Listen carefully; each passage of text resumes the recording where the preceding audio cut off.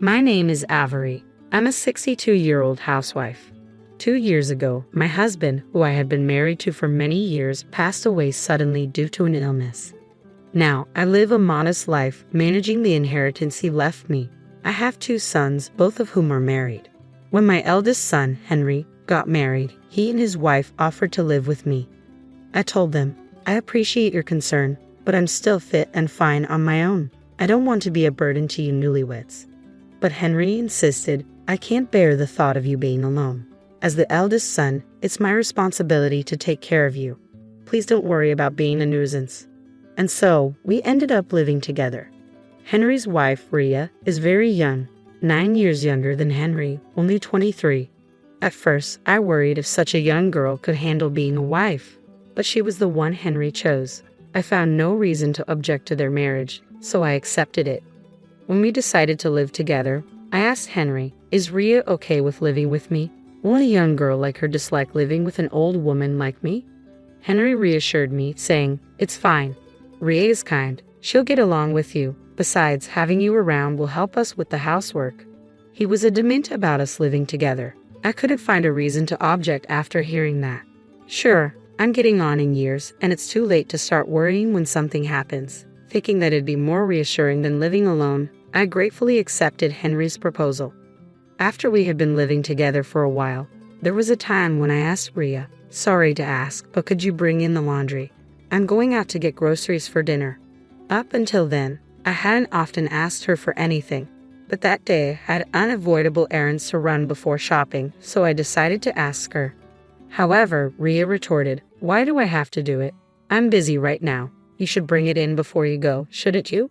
She seemed occupied playing a game on her smartphone. Even before that, she hadn't helped with any household chores, but I chose not to say anything out of consideration. However, seeing her just lying there playing her game that day, I said a bit more firmly, if it's just a game, you can play it later, right? Could you please help out a bit? Rhea, looking annoyed, grumbled, you're always nagging. Whoever's free should do the chores, right? You could bring it in before shopping. You're really annoying. With a glare at me, she went to the balcony to bring in the laundry. I was taken aback by her rudeness, but I thought it wouldn't do any good to say anything more and upset her further, so I left the house as it was. After that day, Rhea began to harass me. Ignoring me became a daily occurrence. When she didn't like the food I cooked, she would say to Henry, I can't eat this. Hey, let's go out and eat. Just the 2 of us. And they would go out to eat, leaving me behind. Henry did try to consider my feelings, saying, think about Mom too. She went through all this trouble to cook. But when Rhea was in a bad mood, all he could do was say, sorry Mom, we're going to eat out today, and follow Rhea's orders. Rhea never did any housework, no matter how much I asked. Instead, she said, you're not working, right? Aren't you ashamed to rely on Henry for everything at your age? It's normal for you to do the chores, isn't it? She acted as if it was completely natural for me to do all the housework. Rhea accused me of not working, but she wasn't working either. She felt superior because she was supporting Henry, who was working. I hadn't told Rhea, but I wasn't unemployed. I had a little income from managing the apartment my husband left me. I also contributed to the household expenses, so I wasn't completely dependent on Henry. But Rhea seemed to think that because I wasn't working outside the home, I didn't have any income, and Henry was footing all the bills. Once, when I was cleaning, Rhea shouted at me, can't you clean a little quieter? That's noisy. I was just vacuuming normally, but Rhea was on a phone call and was complaining about me to the person on the other end, saying, hello, sorry about that. Yeah, it's Henry's mom. She's really noisy, isn't she? She should be able to do the housework quietly at this point. Even I was annoyed, and I told Henry about what had happened that day when he came home from work. You know, I'm not saying you have to do everything, but Rhea hasn't been helping at all with the housework. Not only that, but I got scolded just for vacuuming. It's normal to share chores, and I do my part, but I can't handle doing everything alone, especially when I get complaints. I told him. Henry replied, I'm sorry, I really am. I don't think Rhea means any harm. Maybe she was just in a bad mood today. I'll tell her to help out a bit more, so please cut her some slack today. But he didn't really take the matter seriously. Even so, I hoped that Henry would talk to Rhea, and I decided to watch how things unfolded without saying anything more. Half a year passed, and Rhea's attitude remained unchanged. She didn't even bother to pretend to help with the housework.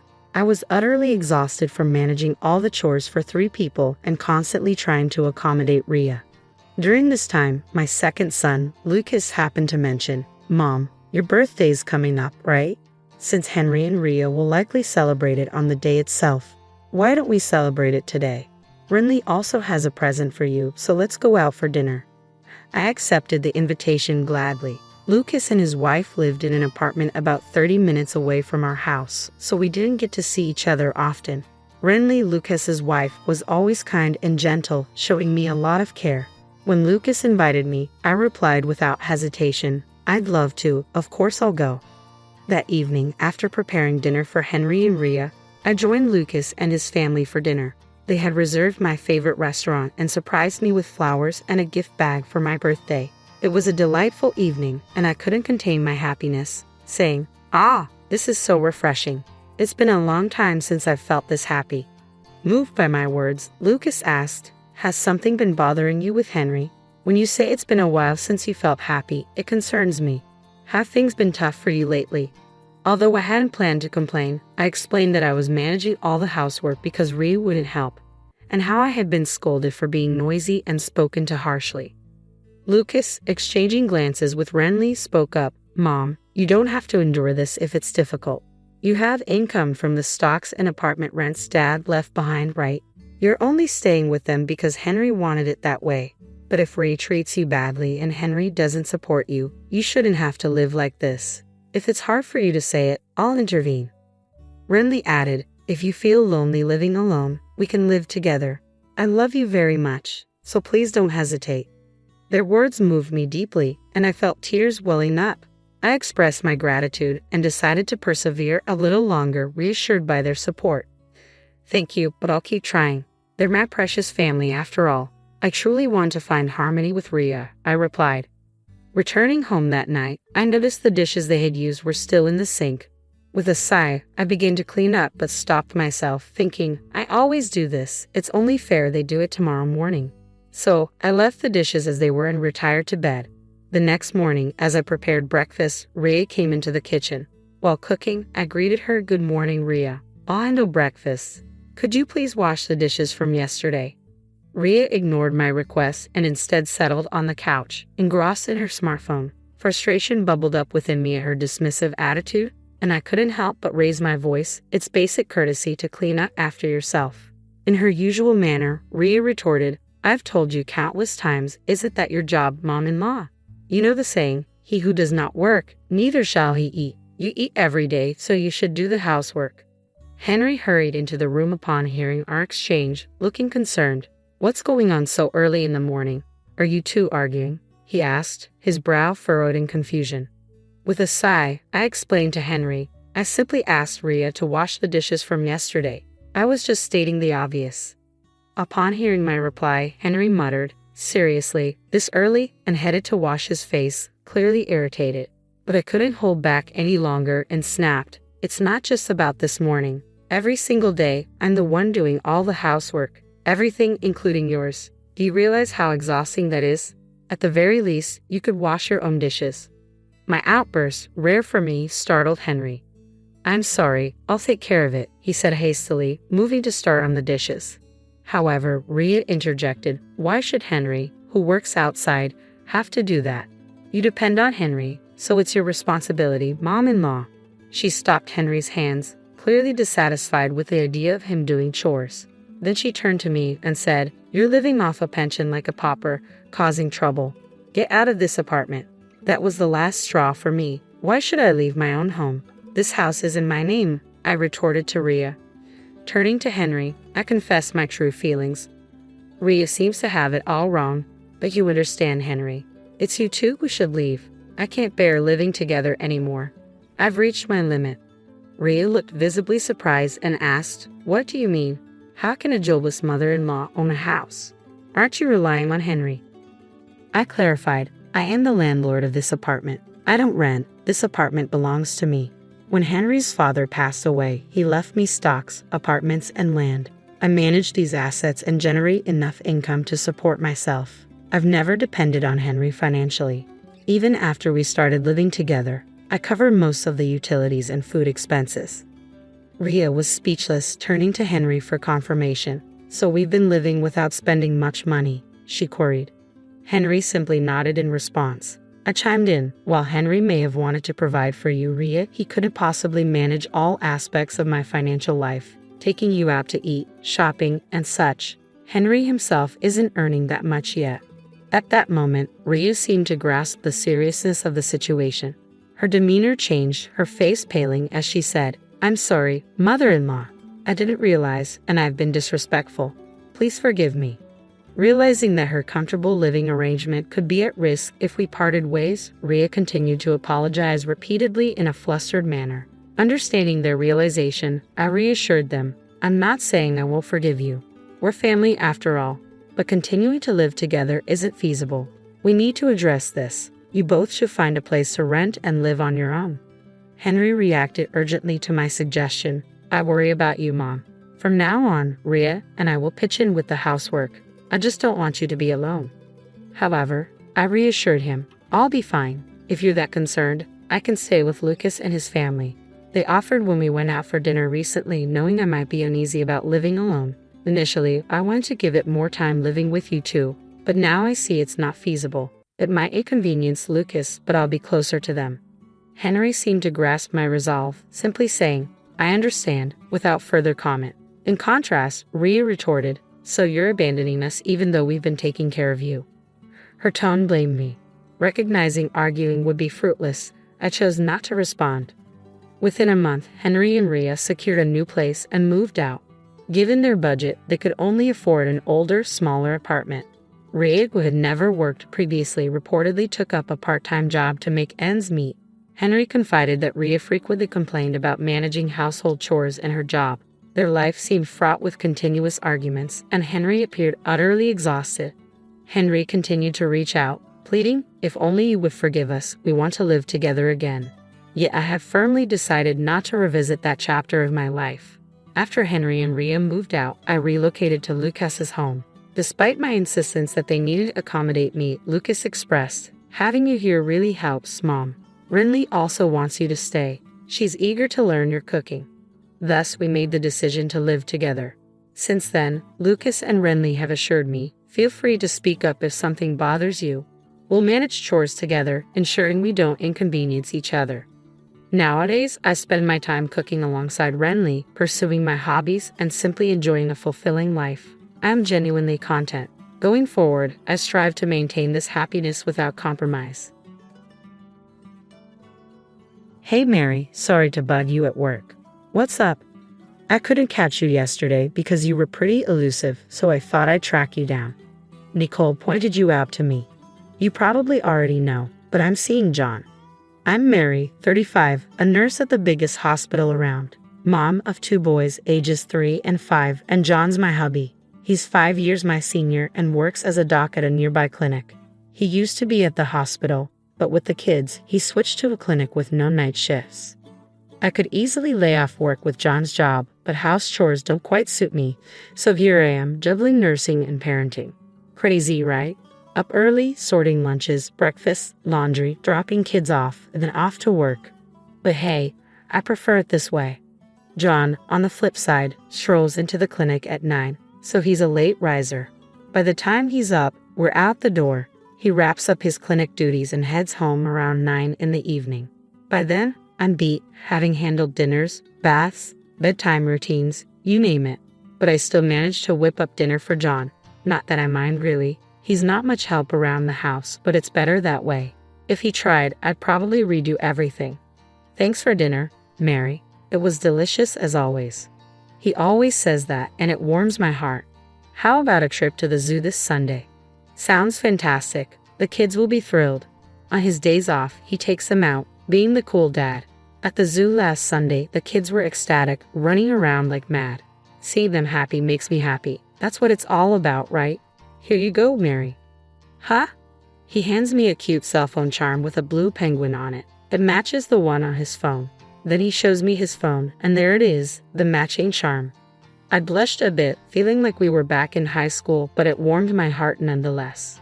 Thanks. It's a tad embarrassing, but I'm happy, I replied. You know, penguins are pretty loyal creatures. Some spend their whole lives with the same partner, John remarked, making me chuckle. I couldn't help but think perhaps we'd be like those penguins, sticking together through thick and thin, but who knows what the future holds.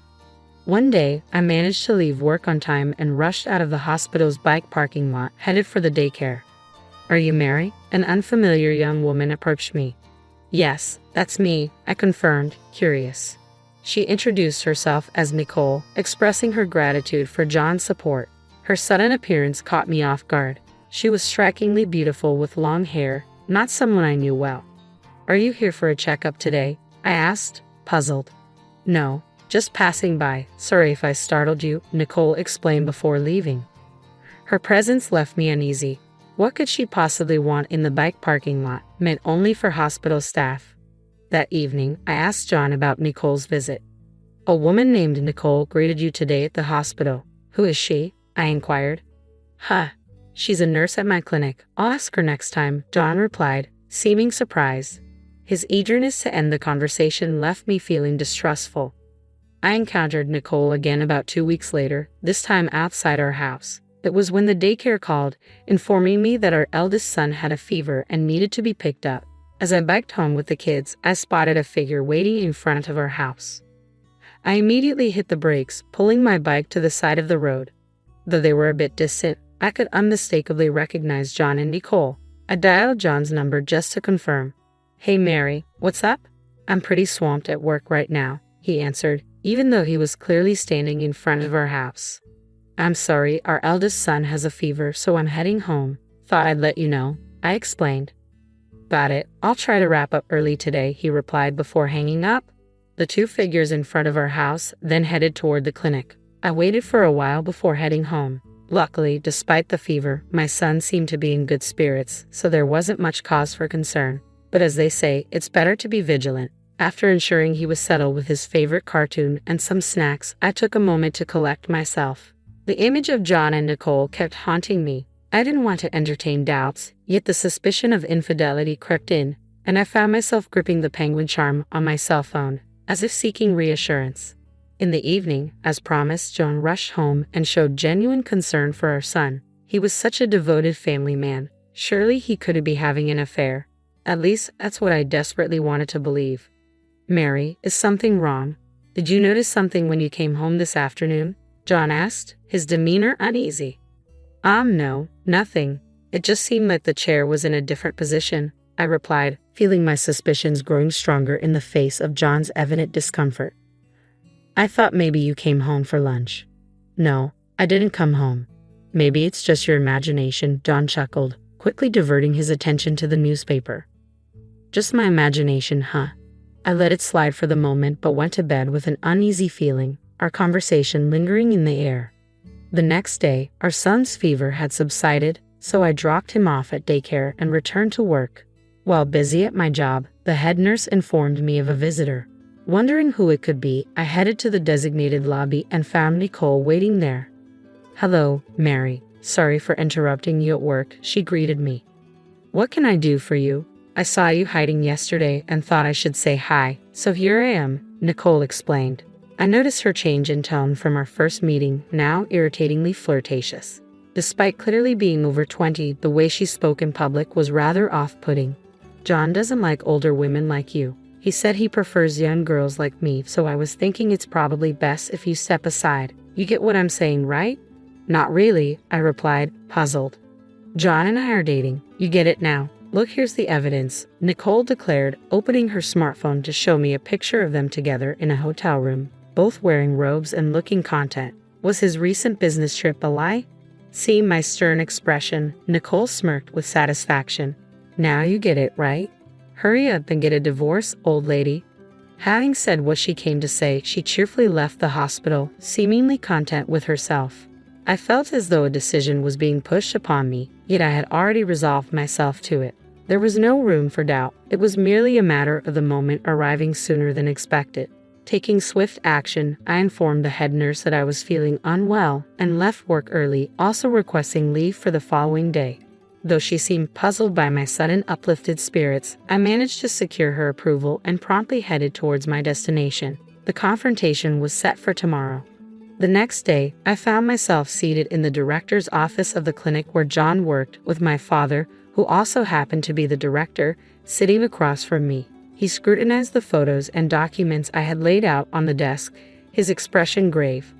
Yes, from the moment I first met Nicole, I had enlisted the services of a detective agency to investigate John's infidelity, aiming to dispel the unease I had been feeling. Fortunately, I had the means to do so.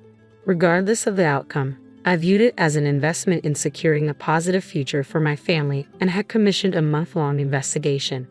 Despite Nicole's limited contact, the evidence gathered over the past 2 weeks was damning. It revealed that she had accompanied John on his recent business trip, sharing the same room. Furthermore, even in their daily lives, they spent considerable time together. They had been meeting almost every day during the breaks between John's consultations, even at our own home. My father's expression soured, but he lifted his gaze with a determined look. "Mary, what do you want to do? Consider the children and weigh your decision carefully," he urged. "I'm filing for divorce," I replied resolutely. I empathized with my father's plight, but my resolve remained unshaken. As I delivered my decision, he sighed, asking for a moment before dialing John's extension on the internal phone. After a brief interval, John, oblivious to the situation, entered with a smile upon seeing me. "Mary, you're here. Are you off work today?" His smile faded as he noticed the spread of photos on the table, his face draining of color with each passing second. What is this?" he stammered, his eyes fixed on the incriminating evidence before him. "John, you've been having an affair with Nicole. With this much evidence, denial isn't an option. We're getting a divorce?" I stated firmly. "A divorce? Why? This was just a fling. What I value is you and our family," John protested, his voice tinged with desperation.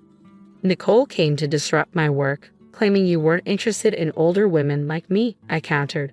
"That's not true. You're beautiful and you're not old," John interjected, bewildered. My father promptly called for Nicole, startling her. "Doctor, you call for me." Nicole entered, visibly pleased to be personally summoned by the director, though her expression faltered upon noticing the tense atmosphere. "Nicole, could you explain these pictures?" my father inquired, gesturing towards the evidence on the table. Nicole's brows furrowed momentarily before she composed herself, wearing a smug smirk. "I apologize, doctor. John and I are dating. Of course, I know about Mary, but I could support him as a housewife. This way, he can concentrate on his work and be a devoted father," Nicole declared confidently, seemingly mistaking my father for John's own. John, visibly shaken, appeared at a loss for words while my father turned to me with a solemn inquiry. "Mary, have you decided to break up with John? I'll ensure you're compensated and will take good care of the children, so please don't worry." I couldn't help but chuckle at Nicole's dramatic speech, though she didn't seem amused. Instead, she appeared slightly irritated. "It's not severance pay, it's alimony. And since I'll be the one raising the kids, I'll need child support from John," I clarified matter-of-factly. "Well, that can't be helped, but I'm glad you agreed to the divorce. Now I can be with John," Nicole continued, seemingly on a roll. "Stop it," John muttered under his breath, but Nicole, caught up in her momentum, didn't seem to hear him. "Well then, as soon as you're ready, could you leave the house?" Nicole's words were abruptly halted as John grabbed her shoulder to silence her. Her surprised gaze met his, and John spoke up. "Nicole, I'm sorry. It was just a fling. My family is important to me, and I can't be with you," he confessed, causing color to drain from Nicole's face. "Why? You told me you were divorcing her to marry me. You said you'd make me the wife of the future director, and I believed you." "I don't understand," Nicole protested, her confusion evident. "You told me you're not into older women like her. You said how lonely you are with her always at work and not at home," she continued, her tone pleading. It felt like I was witnessing a messy breakup unfolding before my eyes, and my impatience began to grow. "That's enough. I'm filing for divorce from John. I'll be seeking alimony from both of you, and John, you'll need to pay child support too. That's all," I declared, attempting to conclude the conversation. My father, understanding my temperament, chuckled and interjected, "Well, since my daughter said her piece." "Wait, did you just say your daughter?" John interrupted, visibly stunned. Yes, Mary is my child and John is my son-in-law, my father clarified, causing Nicole to panic. What happens if he's no longer the heir? Can't he live in that big house anymore? Nicole panicked, realizing the implications. Mary, I'm truly sorry. John suddenly fell to his knees, bowing deeply to me. Nicole, now realizing she was nothing more than a fling, was left stunned. I can't ask for your forgiveness, but could you possibly give me another chance? John's desperate bowing likely stemmed from the fear of losing his job. However, no matter how deeply he bowed, I couldn't find it in me to forgive him. Besides the affair, there was another reason why forgiving John was impossible for me. That's impossible. Do you recognize this? I pulled out my cell phone and showed him the blue penguin charm. John's face paled, confirming his guilt. Yesterday, when John showed me the photo at the hospital, I had been elated. We had matching charms, and he had shared with me the significance of penguins mating for life. I cherished the blue penguin charm he had given me, but now I noticed something crucial. Nicole also had the light blue charm on her phone. Yes, Nicole confirmed. John bought it for me. Admitting defeat, John confessed to buying it. That's why it's impossible. We should break up. Nicole has the exact same one, not just a different color. That tells me enough about your feelings. I can't forgive you, no matter what. Please, Mary, John pleaded, but my father intervened, expressing his outrage at John's betrayal and Nicole's disruption of clinic discipline. As a clinic director, I must punish both of you, my father declared. Be prepared for that. I'm so sorry, but please let me keep my job, John pleaded. We'll go through lawyers from now on. You both can leave for today, and from tomorrow, you'll be on paid leave. You don't have to come to work. Wait, I don't understand, I interjected. John, you're a doctor. Can't you work elsewhere? Quit this small clinic and let's start over. Please, Nicole, let's break up, John added. I never imagined losing my family or happiness. Are you freaking serious? You deceived me. I lashed out, my father intervening to silence the bickering between John and Nicole. Despite John's past insistence that family was paramount, his actions had betrayed us. The thought of returning to the house where John and Nicole had apparently spent every day together filled me with dread. So, I requested to stay with my parents for a while, taking my children with me. Arriving at their house, a sense of relief washed over me. Exhaustion consumed me, and I fell into a deep sleep, only to awaken in pitch darkness. Startled, I checked the clock, realizing it was midnight. My cell phone was illuminated with numerous missed calls and text messages from John. I couldn't bear to hear his voice, so I read through his apologies and excuses for the affair.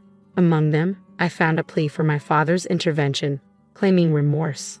A cynical laugh escaped me. It seemed John's remorse was more about securing his position at the clinic.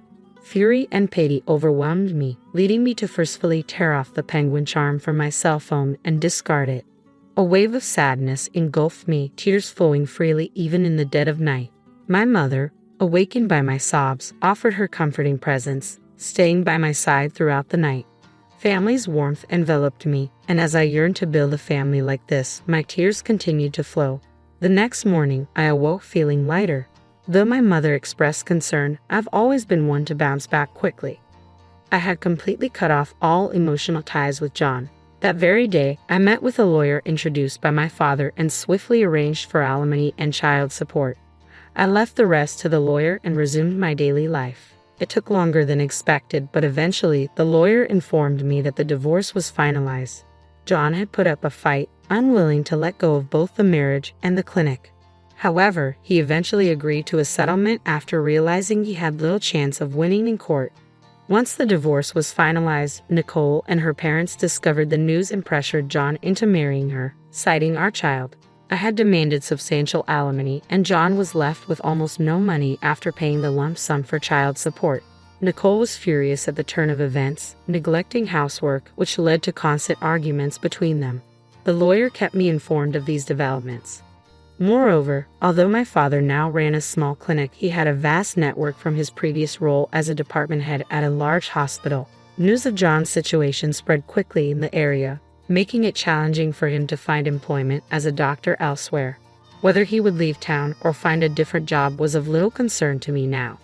My father decided to rent out our former house to someone he knew, respecting my desire not to return there.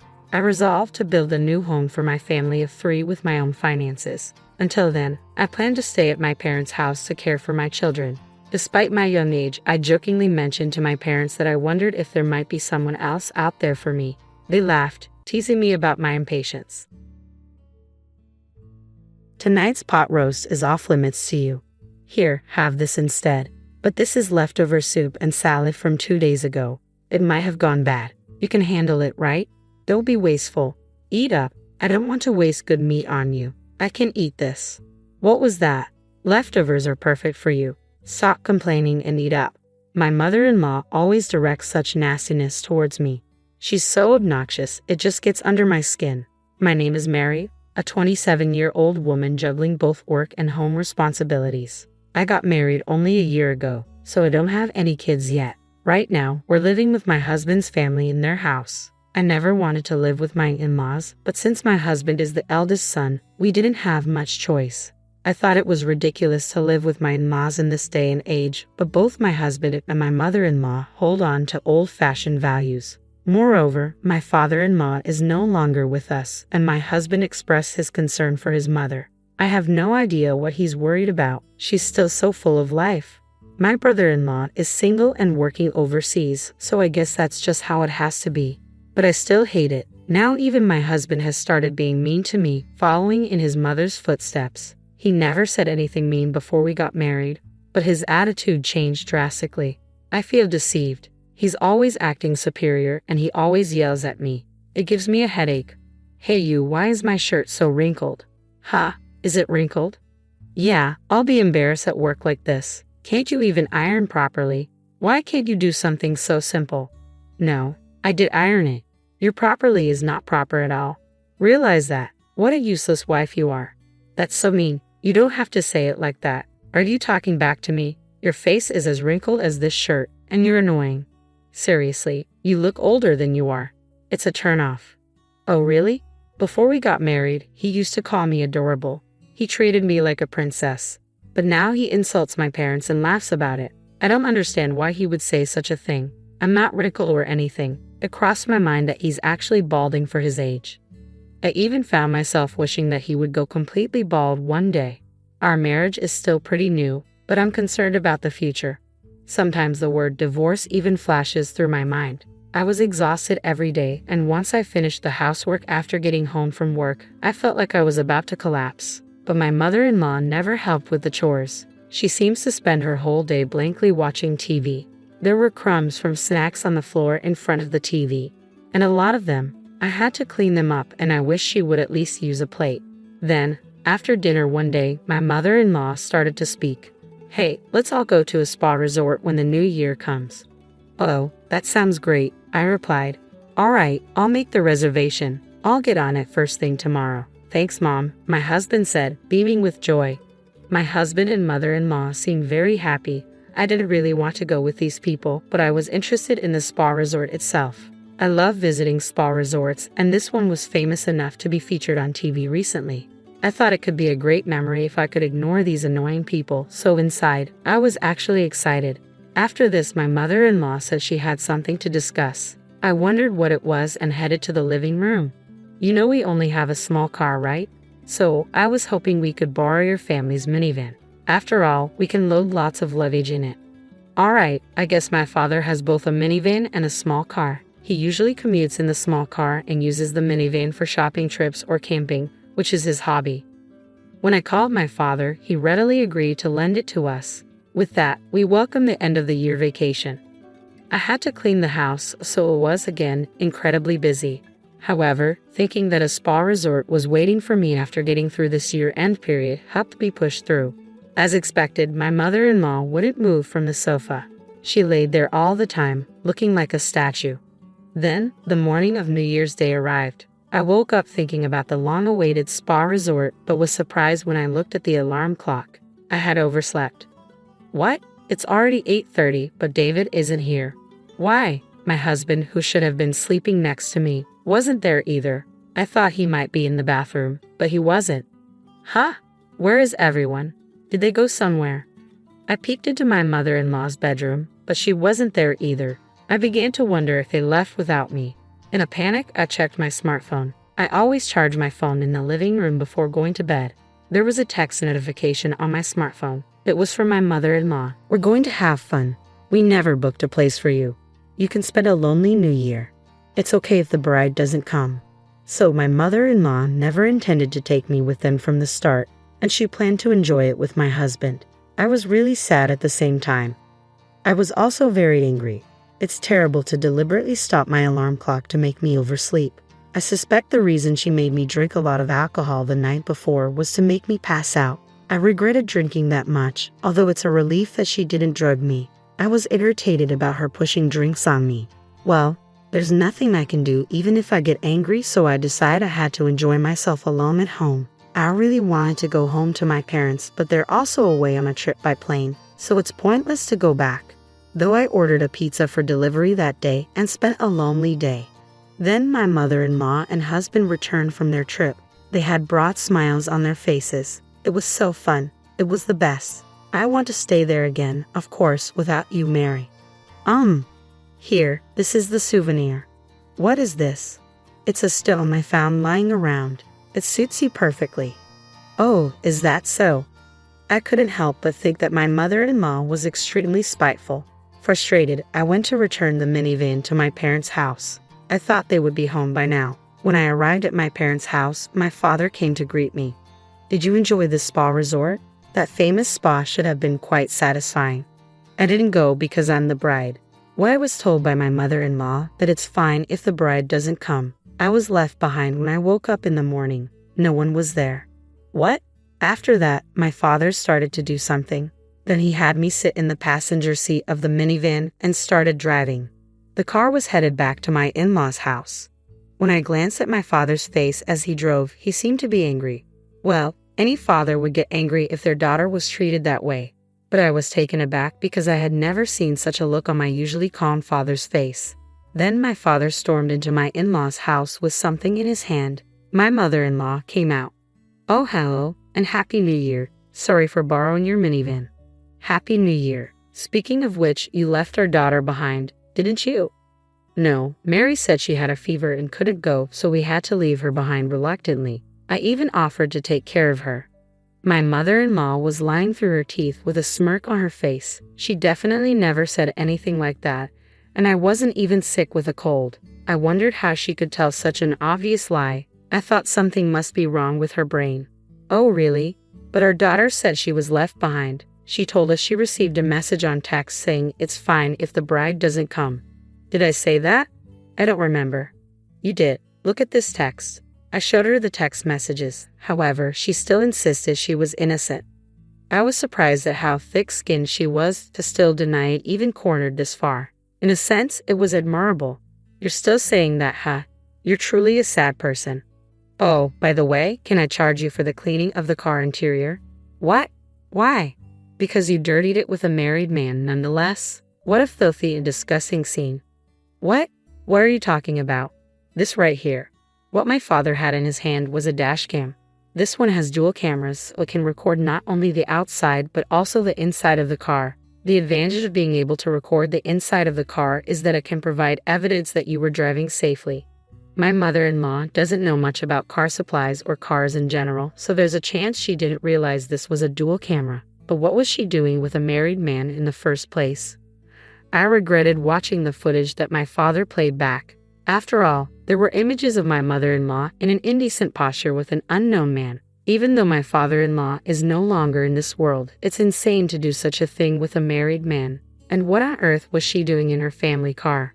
This was on the exact day you borrowed the car.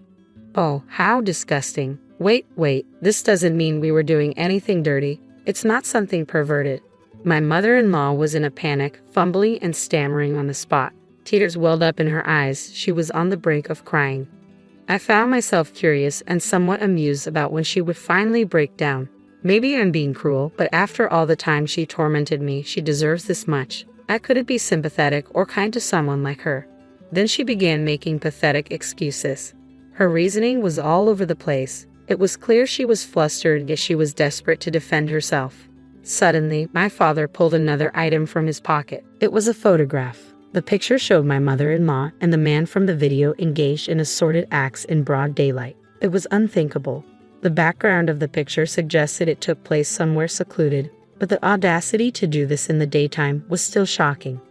You wouldn't have seen these if you hadn't been mean to my dear Mary. Why do you have that picture? Because I'm a detective, remember? Oh, do you recall now? Look, I've been telling you this all along, haven't I?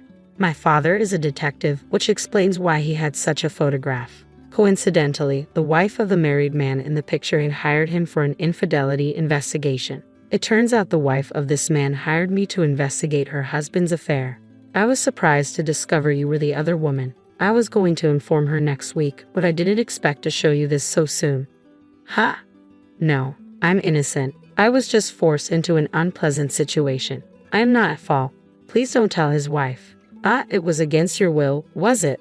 You seem to be enjoying yourself. We also have video footage of you whispering sweet words to the man. Do you want to see it? I'm sorry. My mother-in-law collapsed to her knees and burst into tears. I watched her in a pitiful state with a cold glare. Sensing that unusual situation, my husband arrived. I had run out of patience with him too, and I proposed a divorce. I've had enough. I want to end this. Let's get divorced. What? I'll go crazy if I stay in this horrible family any longer, so I'm leaving. Hold on. What will happen to our living expenses if you leave? I was fired a while ago. My husband dropped a bombshell. Apparently, he had been fired at the end of the year. I was taken aback. As he had not told me this despite knowing his job was terminated, he had still decided to go on a spa resort trip. He was a complete fool. I felt I had no choice but to divorce him. I took off my wedding ring and left it there. My husband desperately tried to stop me. Wait, can't you forgive me for not taking you on the spa resort trip? It's not just about the trip. I don't want to be with you or your mother anymore. If you want to live with your mother that much, then go ahead, you mama's boy. Please wait, don't go. I got a lawyer and proceeded with a divorce. My ex-husband seems to be having trouble managing his living expenses now that I'm gone. I thought he should find a new job quickly, but having been fired from his last job for theft, he'll probably struggle to find a new one. His previous company had fired him because he had been caught stealing. Apparently, they decided they couldn't trust him and didn't need someone like that. Unsurprisingly, the wife of my mother-in-law's lover demanded compensation for the affair. She ended up spending all the money left by my father-in-law to settle the payment. I haven't seen my ex-husband or ex-mother-in-law since, but I imagine they're probably living the hard life. It doesn't matter to me anymore. Currently, I'm living alone and enjoying my work. I made the right decision not to have a child with my ex-husband. Now I am enjoying a peaceful life and would be happy if I found a new love if such an opportunity arises. This is my plan to make sure to choose wisely. My name is Julia, a person known for her 99% seriousness. Yet here I am, standing outside my home, accompanied only by a solitary suitcase, hastily packed with my bare essentials. Clutched tightly in my hand are two ominous envelopes. It was on the cusp of early summer, the most enchanting season of the year, when I found myself abruptly ousted from my in-laws' residence. There was no forewarning, no hint of the impending storm. Enticed by the delightful aroma drifting from the kitchen, I completed my usual morning routine and descended the stairs, eager for breakfast. The tantalizing scent promised a feast, typical of my housemate's culinary prowess. Today, it seemed, breakfast was served American style. Brimming with anticipation, I pushed open the living room door, only to be greeted not by a sumptuous meal, but by an unexpected confrontation. "Julia, you deceived us," my mother-in-law's accusing voice pierced the air as tears welled in her eyes. Her words, laden with betrayal, echoed incoherently, accusing me of treachery and shattered trust. After delivering her accusations, my mother-in-law departed, leaving behind a lingering glare heavy with resentment. Meanwhile, my father-in-law remained, his gaze burning with simmering fury. "What's going on?" It was all I could muster, my confusion mounting. I couldn't fathom why my in-laws were suddenly treating me with such hostility. Just yesterday, we were on amicable terms, much like with my own parents. As I grappled with their inexplicable behavior, my husband Ryan, who had been silently consuming his breakfast, caught my eye. "Last night," he began, explaining that he had opted to spend the night at our other residence near his workplace, leading me to believe he wouldn't be present this morning. Had he returned home late last night? Desperate for clarity, I rushed to Ryan, seeking his assistance. "What's wrong with Mom and Dad?" My words caught in my throat just as I was about to utter, "They're behaving." But my attention shifted abruptly to Ryan, whose demeanor had taken a chilling turn. His gaze pierced through me, laden with accusation and contempt, a far cry from the warmth and kindness I was accustomed to. "Ryan, how could you?" The words spilled from his lips, dripping with venom. Gone was the gentle melody of his usual speech, replaced by a harshness I had never encountered before. This was the same Ryan who would surprise me with my favorite flowers whenever his work kept us apart. "I'm sorry. I actually wish we could still travel together," he continued, his words a stark departure from the sentiments he had expressed just a week prior. With a gesture to the secretary, who stood nearby, he signaled for action. "Take care of it," he instructed, the command delivered with an air of finality. "You've finally done it, Julia, haven't you?" His accusation hung heavy in the air, stabbing at my core. "Married me for the money, didn't you?" "What? You've taken my mother's money," I protested, disbelief lacing my words. "Wait, that's not true." The accusation hung heavy in the air, the enormity of the alleged sum sinking in. "And now you're trying to justify it." My father-in-law's voice was laced with scorn. "What? What on earth are you talking about, Dad? I swear, I didn't touch a penny of her money. Get out of this house." "Dad, what's happening?" I pleaded desperately for clarity, but received only a curt denial in response. It seemed I was being accused of embezzling a significant amount from my mother-in-law, a notion utterly unfounded in reality. I begged for understanding, for someone to believe me, but my pleas fell on deaf ears. A chill ran down my spine as the secretary reappeared, clutching a suitcase likely containing my belongings. "Please, Ryan, listen to me," I implored, but he shook his head with a disappointed expression, as though delivering lines in a tragic play. He was convinced of my guilt. "These are the divorce papers," he stated matter-of-factly, thrusting them towards me. "Once you've signed them, send them back to me." "What? Why?" I exclaimed, my voice trembling with disbelief. "I can't live with someone solely interested in a family inheritance. It's the family's decision." Ryan's words cut through the air like icicles, sending shivers down my spine. "Now, leave."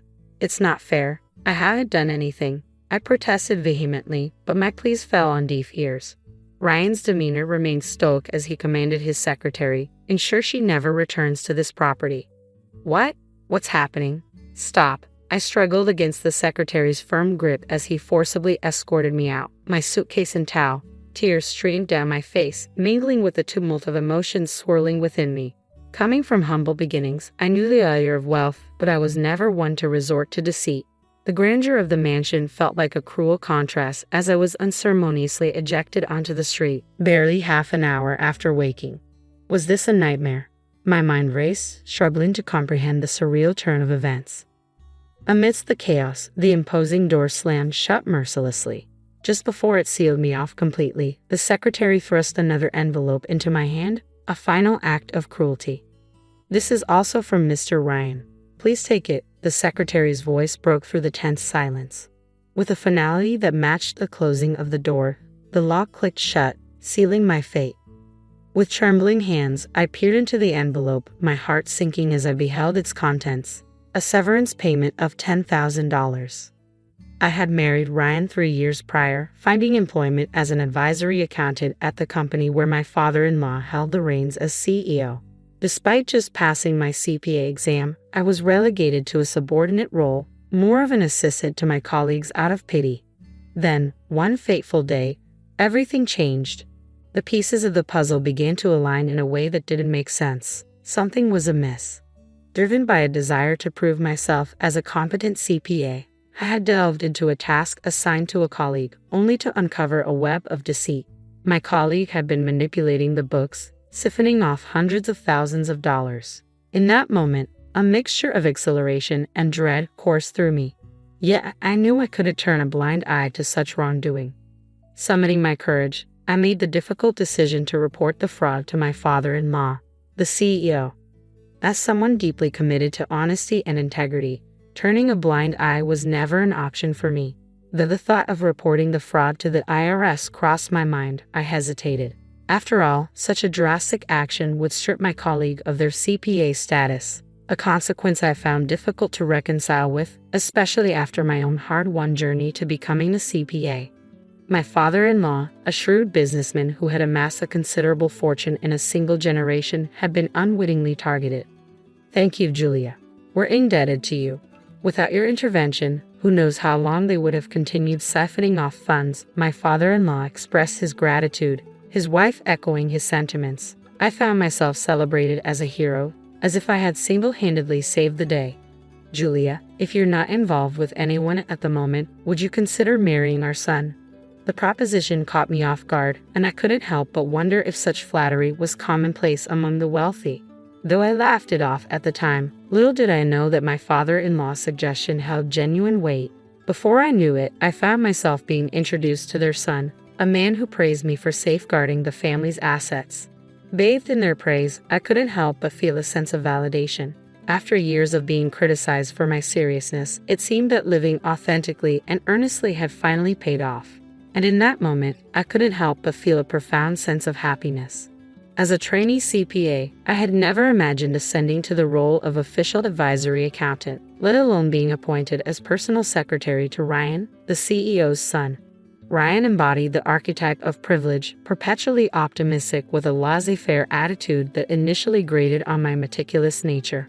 Yet, amidst his dependency on me, I discovered a sense of fulfillment in aiding him.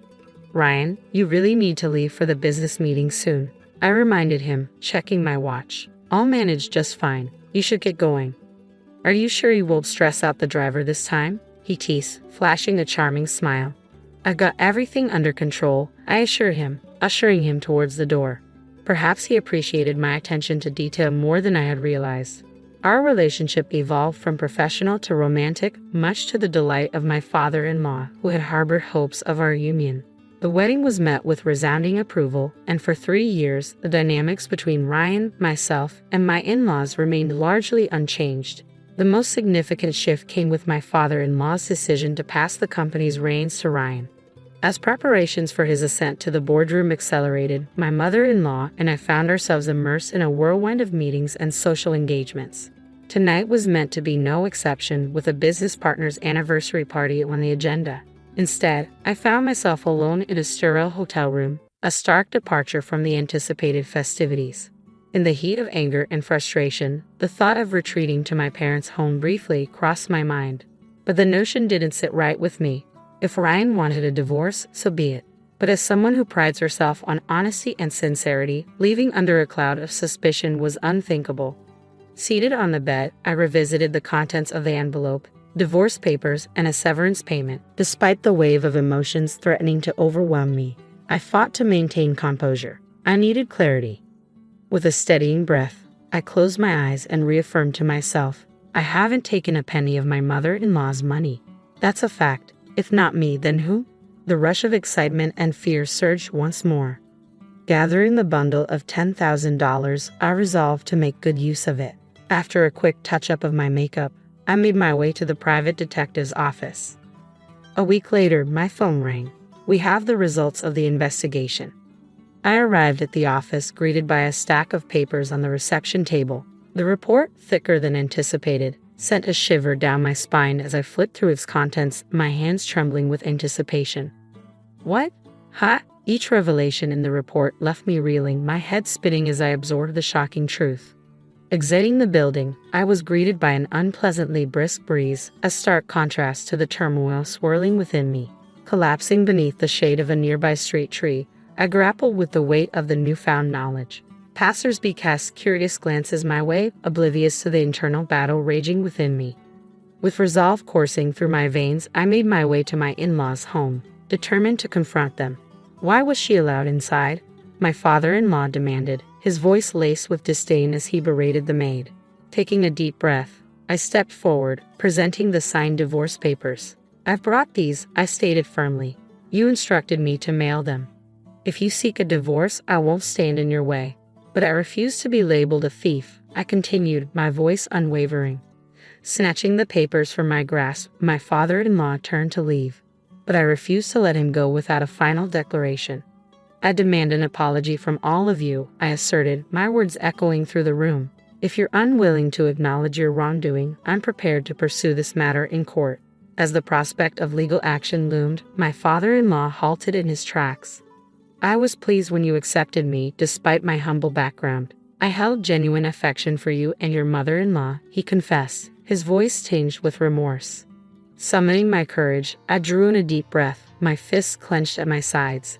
Then, with a measured exhale, I spoke. I'm telling you, I'm innocent. Do you understand? Let me be clear. I didn't do anything, I reiterated, striving to maintain composure. What? What do you mean? I didn't.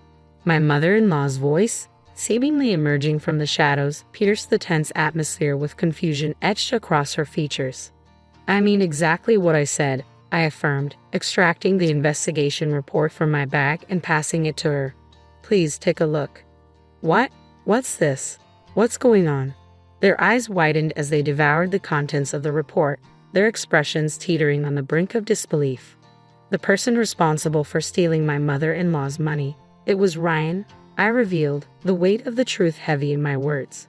Before our marriage, Ryan had developed a reckless habit of overspending. He used to justify it by saying, "We have enough family wealth to live extravagantly for a lifetime." He indulged in frequent trips abroad, particularly enjoying gambling, often wagering hundreds of thousands of dollars at a time. Even his own parents had grown increasingly concerned, implementing measures to curb his access to their funds. They admonished Ryan, urging him to earn his own income. However, old habits die hard, and Ryan, consumed by his penchant for extravagance, sought out alternative means to sustain his lifestyle. That's when he concocted the embezzlement scheme that I ultimately uncovered. Ryan had manipulated my former colleague, who served as my father-in-law's accounting consultant, into falsifying the books. Mistakenly attributing the embezzlement solely to my former colleague, I reported it to my father-in-law without probing deeper, never uncovering the true mastermind. In reality, all the embezzled funds were lining Ryan's pockets. When the truth about my former colleague's embezzlement came to light, Ryan and his parents expressed gratitude towards me, but beneath their facade of appreciation, I sensed a simmering resentment. Was there a romantic involvement between the accountant and Ryan? It seems more like an affair, doesn't it? After all, she was married at the time, someone speculated. Nevertheless, Ryan professed his love for her, convincing her to embezzle funds for their future together. Another voice chimed in. As a consequence of her actions, my former colleague was terminated from her position and faced divorce from her husband, who had reached his breaking point. Despite obediently complying with Ryan's selfish request to keep his involvement under wraps, he ultimately wedded me. His persuasion tactic was clear: distract his parents by marrying a financially prudent partner like myself, thereby easing their suspicions and enabling him to continue his scheming. And indeed, his plan unfolded seamlessly. With my reputation for uncovering discrepancies, my in-laws relaxed their vigilance regarding Ryan's extravagant spending, simply because I was his wife.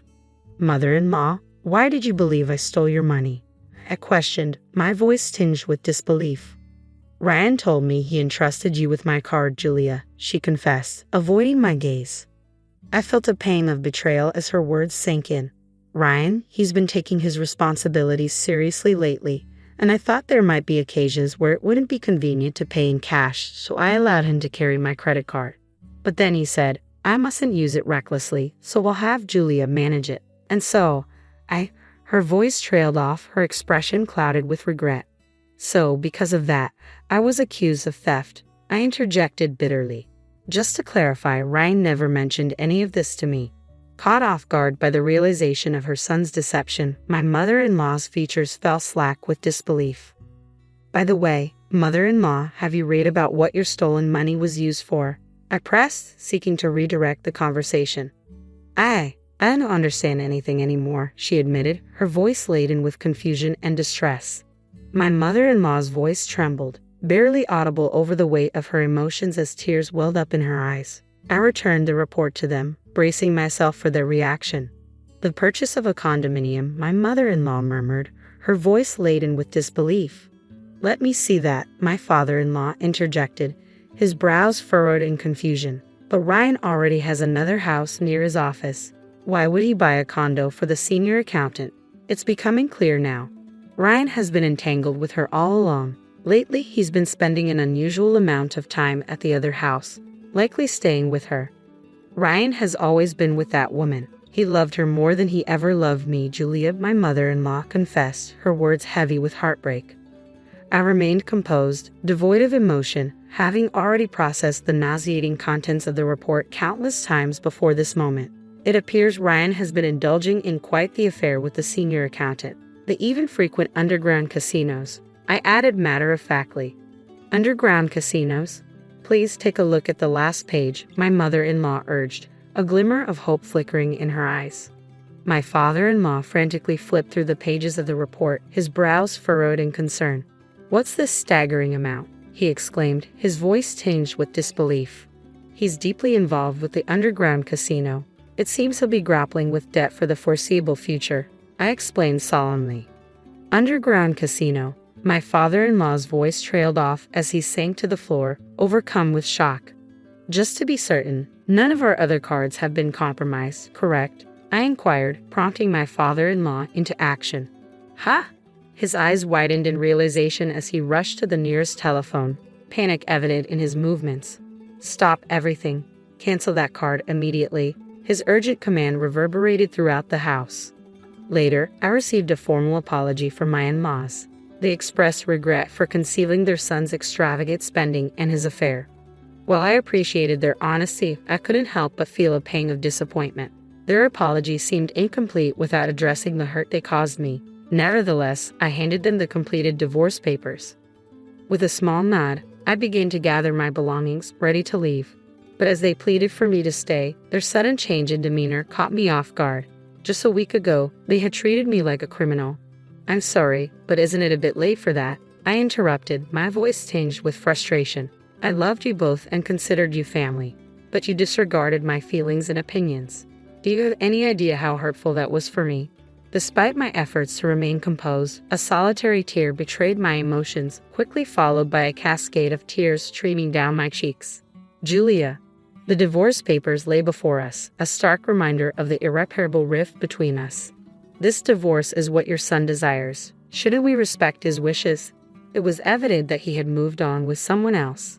After composing myself and injecting a final touch of sarcasm, an abrupt alarm pierced the silence, jolting us all. Startled by the sudden noise, I furrowed my brow in confusion, only to have my father-in-law grasp my wrist urgently. "Hey, what's going on? What are you doing?" I questioned, taken aback by his sudden urgency. "You should come too, honey," he insisted, leading me outside to the garden. There, the gate that had shut me out just a week ago stood before us, and we heard a voice from the other side. "Hey, the gate won't open. Is anyone home?" Ryan's frustrated voice echoed through the gate, followed by the sound of him banging on it vigorously. "What's happening? My car won't start either. This is ridiculous." Ryan's frustration was palpable as the annoying alarm persisted, refusing to cease its blaring. "Listen closely, Ryan," my father-in-law began, his tone firm and unwavering. "Huh? Dad, can you hear me? My key isn't working. Can you unlock it from your side?" Ryan's voice crackled through the intercom, tinged with confusion. "I told you to listen, Ryan," my father-in-law's voice boomed over the intercom. What's going on?" Ryan's tone faltered, sensing the shift in his father's demeanor. "You have no right to open this gate," my father-in-law declared firmly. "What? Why would you say that?" Ryan's voice rose in disbelief. "Isn't it obvious? I didn't think you could be so oblivious. We're aware of everything. All of it," my father-in-law continued, his voice unwavering. Is Mom there too?" Ryan's voice trembled with uncertainty.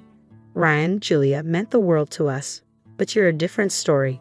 We want nothing to do with you ever again," my father-in-law declared resolutely. What's happening? Mom, are you there? Please say something," Ryan pleaded desperately. "We know that you framed Julia. We know about the embezzlement. We know about your affair and your debts.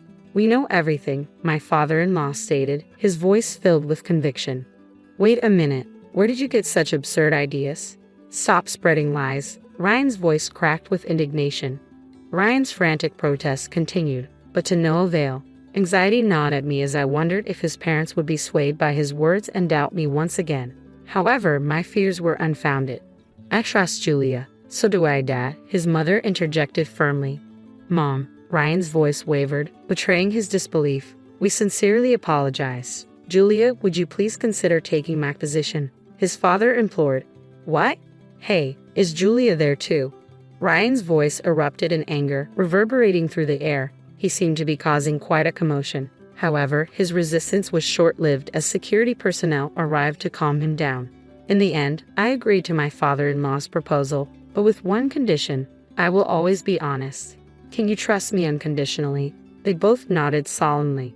A year later. Do you really think I'm cut out for this executive role? I hesitated, lingering in front of the executive office door. My father-in-law gave me a reassuring pat on the shoulder. Despite my divorce from Ryan, I still addressed the CEO as Dad, as we had mutually agreed upon. Julia, what our company truly needs is someone with your integrity and sincerity. It's a perfect fit for you, don't you think? He offered, his smile warm and encouraging. However, I couldn't resist a slightly mischievous question. Do you ever regret letting Ryan go? He should be the one stepping into this role, shouldn't he? Since the incident, my in-laws had distanced themselves from Ryan. Initially, he would often come pleading for financial assistance, but once he realized they wouldn't comply, he stopped. The son who had vanished under the weight of enormous debt. I wondered if he was still with that senior. Ryan let out a small, lonely sigh, but Ryan isn't the one meant for this position. The responsibility was too much for him. We're the ones to blame for indulging him too much, my father-in-law admitted. Dad, I murmured sympathetically. Hey, don't look so disheartened. Stand tall and proud, he encouraged. Yes, I replied with newfound determination, reaching for the handle of the executive office door. As it swung open effortlessly, I stepped inside,